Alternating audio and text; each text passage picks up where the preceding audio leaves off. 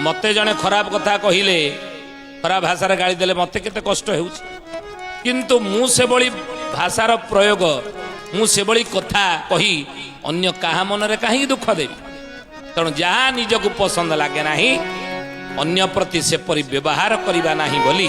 मोर गुरुदेव वेदमूर्ति तपनिष्ठ पंडित श्रीराम शर्मा आचार्य अखिल विश्व गायत्री परिवार गुरु तांकर नीतिवाणी रे कहिचंत सबु बेले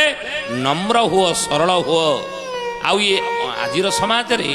सरलता को अनेक लोक बोका बिली भाबंत जे बेसी सरल ताको एडा बोकाटा ने ए ठकी जीवो ये सबआडे ठकरे पड़िबो ए बोकाटा ये सरल हवाटा हुए तो अन्य मानकर आजिर दुनियार लोक मानक दृष्टि रे बोकामीर परिचय ही ताई पारे सरल भाव थिला बोली नम्र भाव थिला बोली भगवान दुर्योधनर समस्त राजसिक व्यवस्था को त्याग करी विदुर घरे साग भजा खाई